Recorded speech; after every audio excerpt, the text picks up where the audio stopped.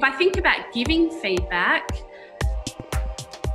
having those conversations with volunteers who are performing poorly, horrible, horrible, horrible. I feel sick to my stomach. I feel like I'm going to vomit everywhere. Like, it's awful. Yeah. I remember the first time I did that, having gone to my manager beforehand, having established a plan, having determined what outcomes I would be happy with for her to continue, having a plan of, we are going to follow up and this is what I expect at the follow-up.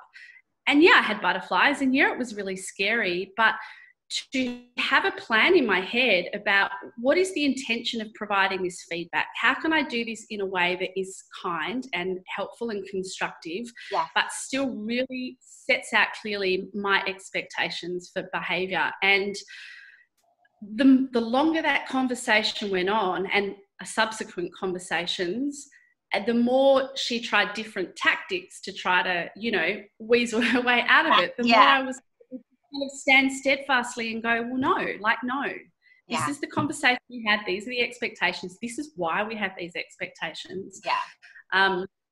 So I think that's, you know, that's been a really important lesson for me as well. That is phenomenal. Because I remember, like, when you said that, I remember it took me straight back to the first time that I had to have that conversation with the volunteer. And you're like, first of all, you're like, oh my gosh, can you fire a volunteer? Like, in my first few years, I was like, oh my gosh, but they're here. And now it's like, well, yes, we can. And if they are not living up to the expectations, just because they're volunteering their time doesn't necessarily mean that it's the right fit. And we have to be okay with that. We have to be okay with setting the boundaries and moving forward, because if we don't, you know, it's almost like the whole pruning of a bush. If you don't cut it back, it can't grow.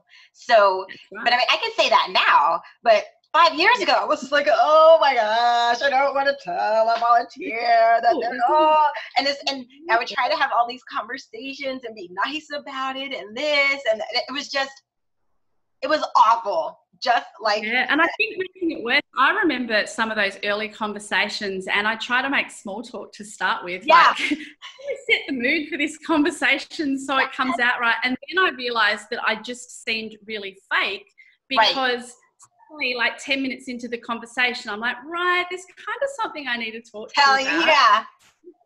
You know, whereas now I will actually ring a volunteer and say, look, we need to talk about X, Y, Z that has come up. It's really important that I hear, you know, your perspective. Can you come in? Can we, you know, sit down and have a chat about this? And again, my heart's going boom, boom, boom, boom. Oh my God, I'm so scared. But being transparent and being honest and upfront, the way that person responds to you will also tell you some of the information you need to know. You know, do they get their back up? Do they hang the phone up?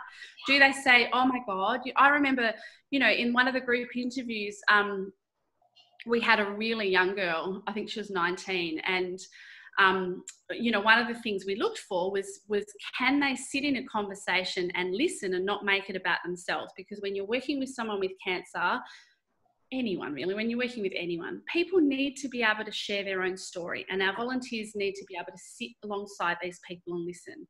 And she just turned every conversation onto herself. And because we had these clear expectations and we had a really clear assessment from all of the staff who were assessing the group interviews, I could ring and have that conversation. She went, oh my God, I'm so embarrassed. She said, I was so nervous. I knew exactly what you were going to say. And we were able to have a conversation and say, you know, I'm really happy to invite you to training, but you need to know that this will be something we'll be looking for throughout the duration of the training. And she said, absolutely, I understand. And she was phenomenal. She was an incredible volunteer. And I think about the number of volunteers that I let go in the past and just, you know, took the easy way out and sent that letter that said, I'm really sorry you've not been successful, because I was scared of that conversation. You know, there's a lot of people who missed out because I was scared. And it was really important that I became brave and learnt the skills to have those conversations, because it's so important. Yes, that is the word, brave. Absolutely. Because it's not easy. It's not easy, but it is, necessary. And it's one of those things a lot of times where you're like, well, I wish somebody would have just told me instead of like walking around. It's like, you know, the person who you see like maybe like their zipper is down or they have a booger hanging out of their nose, and it's like somebody finally tells them and you're like, I've been walking around all day like this and nobody said anything to me. It's kind of like that. Yeah. So it takes that brave soul, because you don't want to make them feel bad. You don't want to make them this, but it's just like, but it's so, I don't want to say cathartic, but for like, and for me, I just feel like at the very end of the day, no matter how it goes, at the very least, they can't ever say that I never told them. And that's the one thing that I don't want to be accused of. No. It's like, but you never said anything. Well, that's right. And I guess one of the things that I said this for the first time without planning in an interview I did with Meridian Swift. And I use it all the time. Our job is to empower people to change their world. And that word empower to me is really important. And you can't empower people if you don't give them the information they need to behave differently. And they may choose not to, and that's fine. But you're really disempowering people if you are choosing to withhold information and not share feedback. And I think it's one of those, you know, going back to the introduction that you gave me, I am really passionate about elevating our profession, like so passionate about us being seen as experts and leaders and people with these skills. But we need to demonstrate we've got them. Like, you know, we're not just these administrators who sit in an office and plug in data and have nice conversations with nice people. Right. You know, we are leaders, and we need to be able to develop, and it's not easy. Like, learning leadership skills is not easy unless you are a born leader who doesn't have to think about it. It takes a lot of reading and a lot of training and a lot of practice and a lot of mistakes and a lot of fear and a lot of bravery, but I think we owe it to ourselves, and we owe it to our volunteers, and we owe it to our profession to really try as hard as we can to continually develop and try to be better. Absolutely. And I agree with you. And I would like to add to that list of being a leader is it's a whole lot of looking in the mirror and getting used to not necessarily finding out what your weaknesses are, but maybe even finding out what they are and understanding what they are so that you know how to build upon them and grow and let them not be your weakness anymore. But it takes a lot of looking in the mirror and facing that. And as well, it's about knowing your strengths, because I think we can use our strengths to kind of leverage our weaknesses, you know. Absolutely. And often weaknesses are just something that we've not tried before or learned about yet or seen in action in someone else, you know. Right.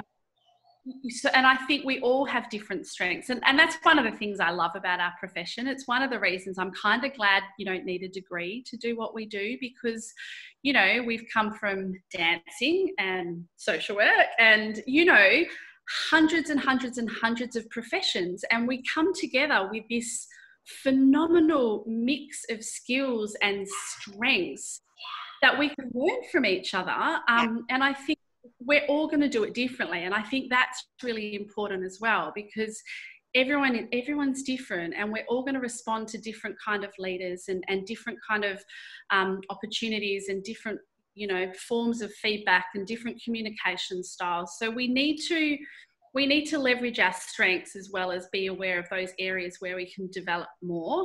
But I think feedback is one of those really critical skills that whatever our personality style, whatever our communication style, we need to find the way that's right for us to both give and receive feedback.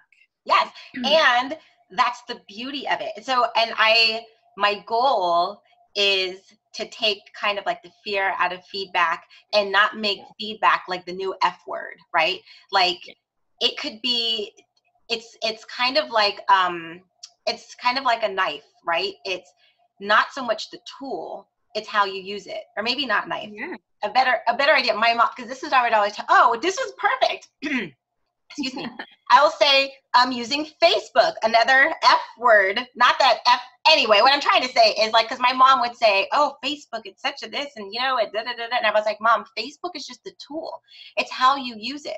Some people have used Facebook to connect and change the world in amazing ways and bring so much good. And then some people use it as a selfish tool. Some people use it to bring harm.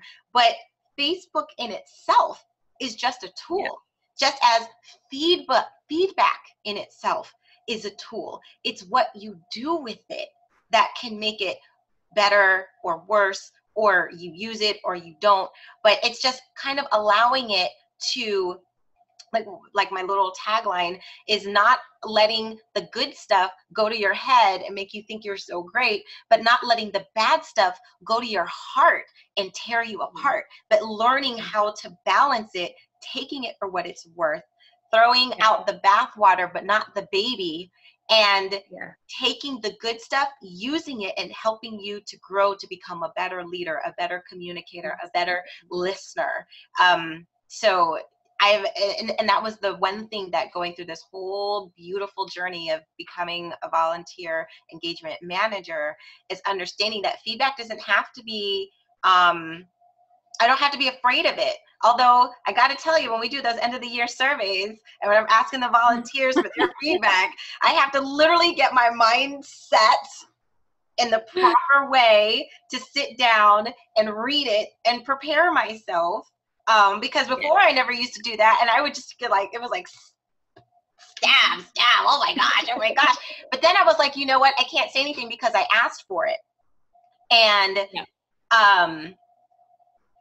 that's kind of one of the biggest things for me is to help and how to get around that, right? Is if you ask for that feedback, a lot of times it's going to be easier to manage than if it just comes out of the blue, because either somebody's upset or mad and then they're yelling things and you're like, what? And it's like a big, you know, but if you take that time, you can kind of almost, you know, maybe read it in a corner and cry a little bit if necessary. And then taking what they say. I think adding on to that, you know, I think one of the best things that I ever did, and it's a really simple thing that anyone can do, is I added in an expectation in our position descriptions to be open to giving and receiving feedback. So to set that up from the very outset.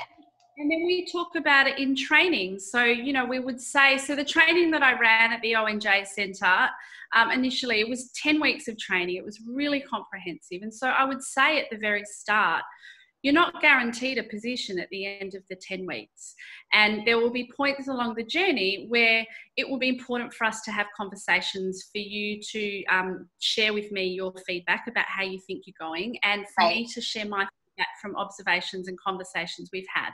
I love you know, and so setting up those expectations and making it really clear is kind of like the volunteers giving permission to you to have those conversations. And you know, I think it's one tiny thing that we can do that for me removed a little bit of the fear, because I started talking about it with volunteers before they even were accepted. This is part of the culture of our team. I love it. In this team, we are honest and open, and we share feedback, and we see things as opportunities to grow. But it's really important that you engage in that process. And if you don't, then maybe here's not the right place for you. And amazing, you know, amazing the kind of honest conversations I'm then able to have. And it encouraged volunteers to come and say to me things like, which they'd never said before, Tracey, I think I did something I'm not supposed to do. I gave my phone number to a patient, you know, things that could have escalated and snowballed out of control, but meant that volunteers felt safe coming to me because we'd created this culture of, we're open to this. Like, this is all about communication, as you said. And I think, you know, if there's one tiny tip I'd give to do something that's not really scary, it's put that expectation in writing and talk about it in your training or before you accept people, and try to create a culture of sharing, you know, sharing and receiving feedback. Ladies and gentlemen, Tracey O'Neill, right there. That is 20 years in the business talking right there. I have notes that I've already taken. I'm already going to go back and make some adjustments. And that was golden. And it comes from a lot of years of really difficult moments, you know. Yeah. And that's what I love about this, you know, having people like you to be able to like learn from as we're going through this, because as we continue to move forward, it's not like it's anything new. It's not like it's anything that's gonna change, and how we can pull on, I'm sorry, like they're mowing the lawn. So if you can hear it, I'm so sorry. I was trying to get this done and pick it up. Okay, good. But just being able to pull on that and know that that first or second or fifth or 10th or 15th time that it happens, this is what it's about, and we're going to be okay. And this is how we can move forward and to be there as a support for each other. Because I feel like a lot of the times in terms of managing volunteers, that maybe people don't have that support, and then they decide, you know, this profession isn't for me, and then they leave. Yeah. But we need people to stay, and we need people to be here, and having that support to be able to go to the next level is so valuable. And like to hear, like I said, people like you who have been in the business, who have learned and can just help to guide and navigate through that. Yes, absolutely. Yeah, and I think for me, it's about, you know, if I think 20 years ago, I wish someone had told me that there are ways to make it not so scary. You know? It just felt like this massive mountain, and I think for me, it's just about chipping things away. It's like everything that I talk about, like the language stuff I said at the beginning, and I tell people to start where you're at. Change the one little thing that's going to be easy for you. Yeah. Tell volunteers they're not allowed to use just volunteers. And it's the same with this. It's about what is something tiny that you can do that is going to make giving or receiving feedback a little bit easier. And I think for me, that's why that's sticking it in your PD and talking about it in an information session or an interview or at some point training before someone is accepted. Yeah. Just gives you a little bit more confidence and permission to have the conversations. Do you remember that document you read and signed, or do you remember the conversation we had in the training? Yeah. Because, you know, I think we need to practice it to get more confident with it. Yeah. And again, I think we often fall into the trap that there's, you know, there's this power differential, and in some cases there always will be, you know, that the paid staff member always has an obligation to their employer and their organisation. But, you know, we go into this feeling that we're not quite worthy of this position of power, and we don't really have the skills, and we need to be seen as professional, but we still don't want to hurt people's feelings, and we know we're going to make people feel small, and that really makes us uncomfortable. But by setting things up at the start as, well, this is a culture, this is just what we do, and I accept whatever feedback you give me as well. And my God, volunteers have given me feedback that, you know, is uncomfortable for me to hear, but they don't say it with malice, and they say it because we created this culture and this trust, where they're like, Grace, you know, that wasn't cool. Well, I didn't like that. Or and sometimes I say, well, I can't please everybody, you know, and sometimes that's me. This is how I do things. But other times it forces me to go, So I think if we can find a way to create our own level playing field with our teams, then, you know, and little things that make it easier. Yeah, and I just love it, because one of the things that we've talked about before is so many people fall into this profession. You know, there's just not yet. There's not little boys and little girls running around going, when I get older, I want to be a manager of volunteers. Like, that's just not a thing yet. But between you and I, we're going to make it a thing. But so many people fall into this.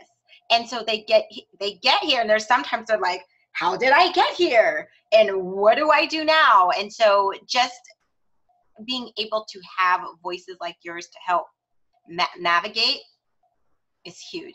Absolutely huge. Okay, so the last question that I like to ask everybody is, and this could be personal, it could be professional, however you want to answer it, but what is one of the greatest accomplishments that you have, and what made it such that that's the one that really like stands out to you, just like one of your greatest accomplishments?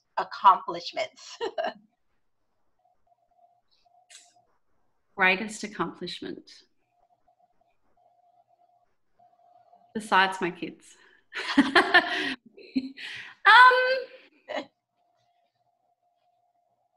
could be your kids. That's an accomplishment. No, it's not. And I look, they are, don't get me wrong, but I guess, you know, I think, do you know, one of my greatest accomplishments is probably talking to you, and not Stop just it. you. No, truly, it's, I think I was one of those, you know, tiny fish in a massive ocean. When I started my career, it was a tack-on role. You know, I was a counsellor with young people at risk of suicide. This was just an add-on, and they didn't reduce my caseload so I could also manage the volunteers. It was just do this as well. Right. And, you know, I felt for a long time like I was, you know, drowning initially, and then I found in that role that I really loved it. And then, you know, I was a little duck kind of paddling underwater, trying to go really fast and look like I had my, you know, stuff together. Yeah. And it took me a really long time. Like, I remember when I moved to Melbourne from Perth in Western Australia in 2006. And when I came here, I remember being that person in network meetings who sat in the corner and who didn't say anything, and who just sat in awe of all these people going, oh my God, I'm never going to be like them. Like, they're so amazing, and they know their stuff, and they're so articulate, and they can, you know, I'm barely getting my head around all the stuff I need to know for my organization. And they're talking about trends, and they're talking about how this impact, and they're talking about policy. And I'm like, oh my God. And, you know, I think for me, one of the greatest accomplishments is in the last 12 months, I've had this incredible opportunity to connect with people all over the world and share what I've learned, you know, hopefully to continue to strengthen our profession, you know, to be invited to be a co-editor on e-volunteerism. And, you know, my God, I'm having to turn things down. I've been asked to sit on, like, you know, judging panels, and, you know, to help support CVA with exam questions, and, you know, be interviewed on Meridian Swift's podcast, and to, you know, speak at conferences. And for me, that's my greatest accomplishment, because I'm so passionate about our profession, and I'm so passionate about what we contribute to the world and what we empower, you know, what we help to facilitate to happen, and the change and the goodness that I see in the world because of volunteers. I think for me, one of my biggest accomplishments is it's not the recognition. It's that I can see where I've come from. I can see, you know, that I was someone who had no idea what I was doing, and no idea that this job even existed. Right. To being a voice that is helping others develop as leaders. It's something that I'm really proud of, and it's something that, you know, enables me to connect with people like you who inspire me. And I still have those days in my day-to-day job where I am disheartened and frustrated. And for me, having that fire in my belly is really important. And so connecting with our profession is actually what keeps that fire in my belly going. Because if I can support leaders in our profession, so that we can come together to collectively to elevate what we do and to be seen as the experts that we are, then, you know, that's a pretty awesome accomplishment. So, yeah. That is amazing. And you are definitely a credit to our profession. And I am so blessed and fortunate to have major acquaintance, and I do not believe in coincidences, and I believe that everything happens for a reason in its time and in its purpose, and that we were supposed to connect when we did, and I am so grateful that we did. Woo! And now I'm just like super energized for the whole rest of the week. I'm ready to go. Man, this was amazing. Tracey, thank you so much for your time and just staying up late across the world to talk to us over here. If people want to get in touch with you, how can they do that? So I'm on LinkedIn and Twitter. Volunteer Village is, so volunteervillage.com.au is the website. I don't blog frequently yet. That is certainly on the cards, hopefully soon. My email address is on there, but it's volunteervillage@outlook.com. And I would love to connect with any of our colleagues across the world, and anyone else who can help me continue to develop my leadership skills. I think, you know, I'm certainly no expert in that yet. I'm still I'm still figuring out what fits for me. So yes. We're all still learning, right? And there is a saying where it says iron sharpens iron, right? When they're going to sharpen tools, they're not, you know, sharpening iron up against some wood, because that's not going to give it the strength it needs back. So when iron sharpens iron, and it's creating that spark that is making us all stronger, all sharper, and all together, ready to move forward together. So Tracey, thank you again so much. I really appreciate it. And for those of you who are listening, thank you so much for joining us. And when you find Tracey on LinkedIn, send her a quick message and put her, you know, say from the suggestion box, that's how you heard about her. Let's encourage her and thank her for everything and all the golden nuggets that she dropped today. So I hope that you join us for our next episode. And until then, from the suggestion box, remember, keep navigating the feedback, the good, the bad, and the say what, making sure all the good stuff doesn't go to your head and the bad stuff doesn't go to your heart. Until then, see you later. Bye-bye.